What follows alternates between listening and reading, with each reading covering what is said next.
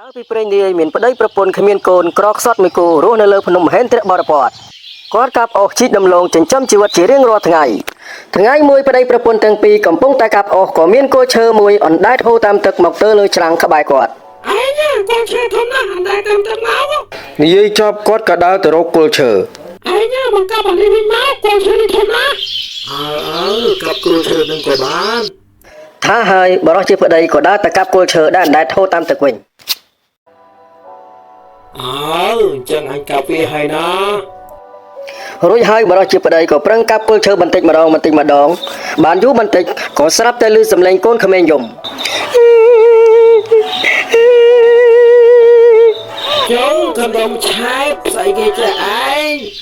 ដូចជាមានអ្វីនៅក្នុងប្រហែលឈើនេះមិនអីទេចាំអញកាប់វាចេញនិយាយរួចបរិសជាប្តីក៏កាប់បន្តទៀតរហូតដល់គល់ឈើបែកជាពីរហើយអាចយកកូនក្មេងចេញពីគល់ឈើបានចាញ់កូនកណ្ដុំទេអញអើយ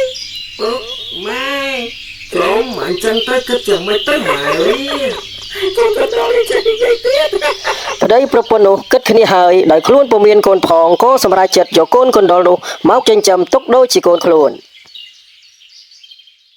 ចំណែកព្រះនគរមហេន្ទ្របរពតវិញត្រូវពួកបិសាចអុកឡុកឈ្លានពាននិងចាប់មនុស្សសត្វស៊ីជាអាហារជារៀងរាល់ថ្ងៃ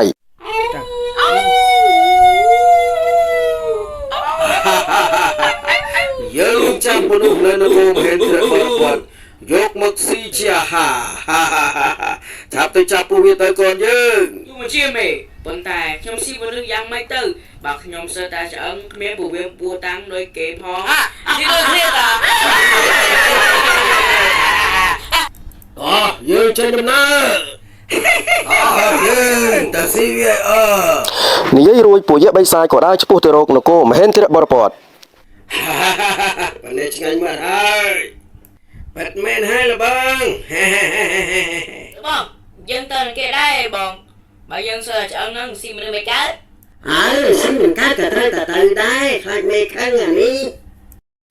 អញទៅមុនហើយអានេះបងកុំទៅលើពេលបងកុំទៅចោលខ្ញុំខ្លាចខ្មោចណាស់បងចាំអញគិតថាជាមនុស្សមែនណា